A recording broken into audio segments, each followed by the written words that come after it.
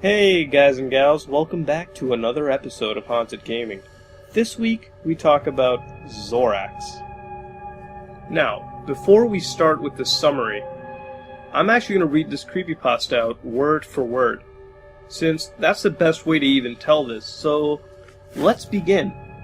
My parents were the first to fall violently ill from the sickness we now know as Xorax. I can vividly recall my father lying on his bed, while his muscles spasmed and he choked on his own vomit. I stood at his side, frozen in place and refusing to leave as I held back sobs, his pupils dilating until his entire eye was like an inky blackness. He tried to speak, turning his head toward me, but opening his mouth only brought forth another torrent of vomit. I remembered saying something, but that detail is lost on me now. I remember staring into his glazed eyes, as his shuddering became less pronounced, and he was suddenly very still. I let out a wail and ran into my room, unprepared and unwilling to face the truth. My mother was the first to pass, then my older brother, who had just turned 17, and finally, my father. I had not considered that I could have caught the disease myself. If it were in fact contagious, I just thought myself lucky, though tragically lucky at that. I fell asleep in the corner, huddled in the blanket that previously kept my mother warm. Her perfume made the putrid aroma somewhat tolerable, perhaps just enough so that I could drift off. I remember a persistent banging next, a series of muffled inquiries from the opposite side of my locked door. They were shouting for survivors, looking fervently for anyone who was still alive, despite the breakout. I rushed to the door and unlocked it to face what I would come to identify as the day crew. Their faces were obscured by large gas masks fitted with some sort of capsule on either side of their cheeks. Their breathing was slow and monitored. Their voices made nearly impossible to hear over the mechanical wheezing. They were covered from head to toe in black regulation hazmat material, with orange text reading "Day Crew" on their backs. They ordered me out into the main hall, where I managed to catch sight of 14 other children, around my age being told directions, and filed into a lineup. Once the entire group had been examined, we began our trek out into the streets, which was a vision of chaos and destruction. We had heard the noises of looting and desperation from our homes, but we hadn't ventured off into the outside world for weeks, for fear of catching the sickness ourselves.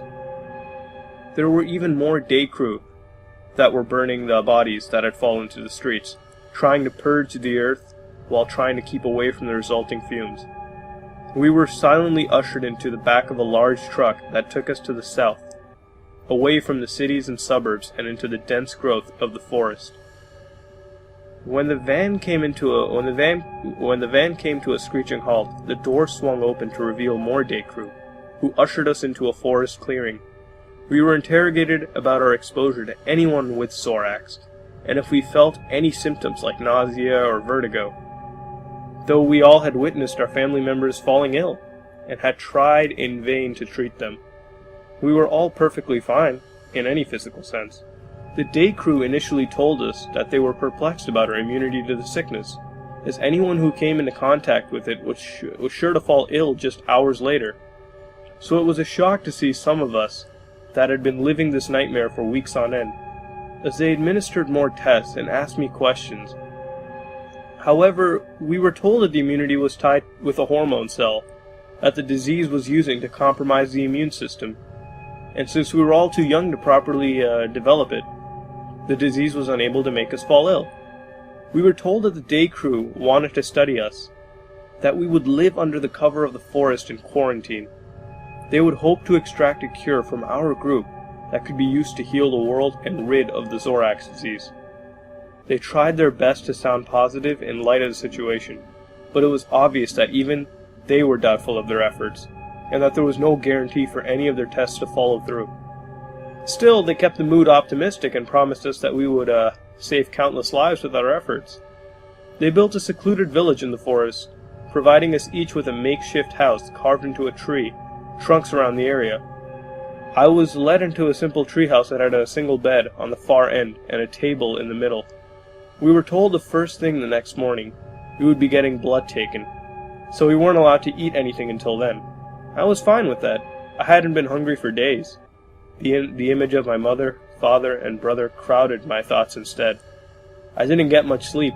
The forest was chirping with crickets, and the muffled bickering of the night crew kept me up into the early hours. We were woken the next day and filed into a single lineup to have blood drawn. While the needles were prepared for us, we were told that we would have to receive a vaccination that would prevent us from going through puberty, to preserve the hormone that might lead to a cure.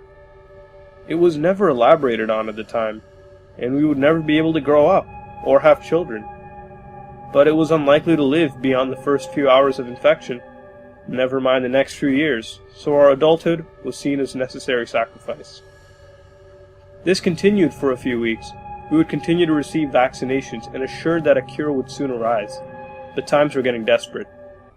I took to listening in on the muffled conversations of the night crew during the night. It became easier to make out what they were saying over time as they sat beneath my bedroom window, next to a crackling fire. I discovered that our encampment was only one of the many in the surrounding area, and that they deduced that Xorax originally came from the sea to the west. They passed around horror stories of the people that lived by the shore, that were hit the worst, that they had gone completely pale, and that they began to spout growths off their elbows, hips, and their toes. They had to be constantly hydrated or else their skin would begin to flake and peel. Their pupils had dilated, and their entire eye was colored black. At this bit, I thought back to my father, sitting on the couch and writhing in pain. There was food in the mountains, one assured another. They were gathering it in droves, perhaps to keep it from spoiling. Another spoke up, revealing that they had managed to find expecting women who weren't exposed to Xorax, and that they were being kept in the mountains to birth their young away from the sickness. The topic came back to their present situation, and they began to discuss our encampment. That our results, while promising, weren't being worked on fast enough. There were accusations claimed. Their fingers pointed, but at last they settled on keeping their mood positive. That something would come along eventually, and that we just needed some more time. Discussion drifted back into the horror stories of the West Coast, which clearly sparked sick interest in the group. As they talked of the corpses that had been found along the waters and drifted ashore, each with deep black eyes, I rolled over in my bed, unable to listen to any more of the stories without picturing my own family, staring up towards the ceiling, praying that we would manage to find a cure soon, and that I wouldn't have to hear about the people of the West anymore. It had been nearly a month of testing when something went wrong. A few short hours after our last vaccination, several kids began complaining of distorted vision. They could see trailing lights in the air, making their way across the plains, while their faces were covered with their masks. I could see the worry that played out across their faces. We were told that this was just a visual hallucination, and that they would subside in a few hours. When I awoke the next day and glimpsed outside, I too could see trailing lights drifting through the air. They forbid anyone to discuss the lights any further, though it was clear that everybody could see them. As we lined up to have blood drawn, one of the day crew became terribly ill and began to vomit through his gas mask. In a frenzied panic, we were ordered back into our homes as they led the sick member away into the woods. We were told to come out and organize ourselves into a line for decontamination. After covering everyone with a chalk-like substance, they began to scrub away at it with some foul-smelling liquid, until they were assured that we were safe to deal with once more. The exercise became part of our daily regimen, and that is how we started calling them the Scrubs, rather than their official titles. We were disillusioned, and it was obvious that they were as well. The visual hallucinations began to worsen. Even though we had started taking vaccinations long ago, some kids began to befriend imaginary creatures in the air, speaking to the trails of lights. I was horrified that I might start losing my sanity as well. I didn't want to eavesdrop to the discussion over the fire that night, which had gradually worsened with each passing week, with a trail desperation in their voice. The night crew began to exchange information about the other areas. The food in the mountain had been contaminated, and rumors began to surface that all of the births had resulted in defects, with each child being well over a healthy birth weight, and their eyes far apart. they would likely succumb to disease and perish as well. It was decided. The cure that had been tested on, the Xorax-ridden patients, had shown any signs of preventing the sickness. But rather had simply slowed the progress of the sickness so that it claimed lives in days rather than hours. While this was a bit of good news, they focused on how little was accomplished over such a large span of time, and how anyone with the sickness couldn't be kept stringing along, but rather destroyed so that they couldn't contaminate anyone else. There was a coldness in their voice. I rolled over in my bed to watch the lights play across my vision, dancing across my eyes, until I fell asleep. The scrubs were gone the next day, leaving us as their failed experiment behind. The other children seemed unaware of this and decided to continue befriending imaginary creatures. In a depression, I sulked off to bed, only to suffer a violent burst of spasms and shivering in the process. I drifted in and out of sleep that night, having one recurring nightmare after another. When I awoke, I heard something pass through my doorway, something that couldn't possibly be there. Rolling over, I reluctantly looked up into the air to watch a trailing ball of light float around my house, before descending towards my bed. It said, "Hello, Link. Wake up. The great Deku Tree has summoned you." Damn.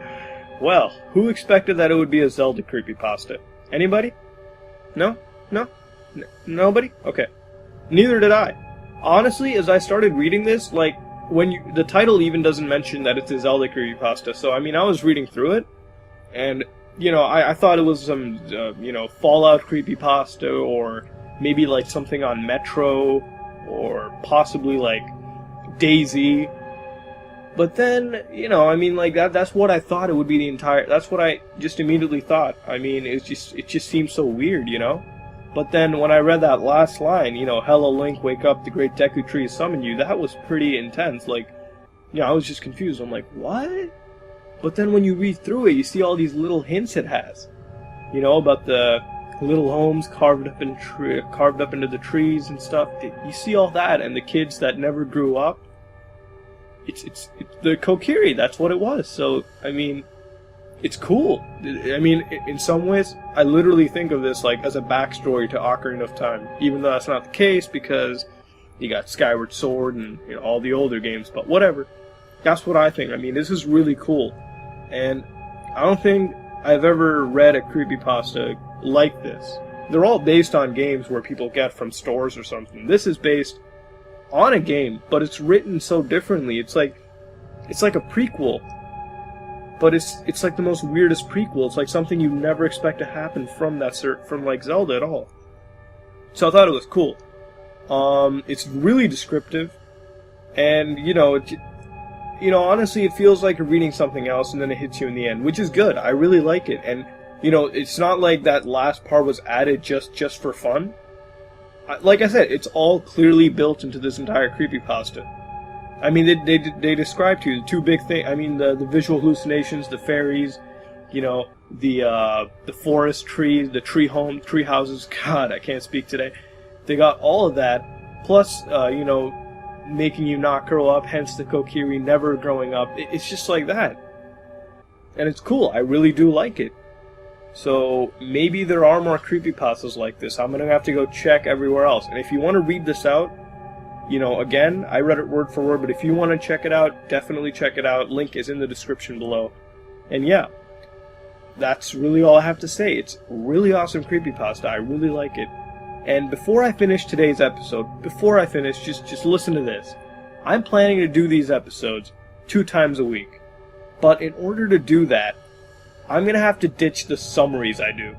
Because honestly, I think if I read a creepypasta out word for word, it's actually a lot more better than just doing a summary like, oh, the player did this, the player did that. I don't know. I find this whole reading it out word for word is a lot better. It just adds a lot more to the whole creepiness, if you will. But yeah, that's really all I have to say about this. And, there's 2 episodes a week. So I will try to do that. Hopefully Wednesday will be the next episode. Because frankly, I do upload a lot of playthroughs, and I don't upload a lot of creepypastas. Only 1 a week, and I want to make that 2 times a week, because that's what the show is based on, guys and girls. So yeah, that's really it. If you like what you saw, like, comment, subscribe. Helps me out a lot. You guys get videos. This is me, Mudahar, from Some Ordinary Gamers, and I'm out.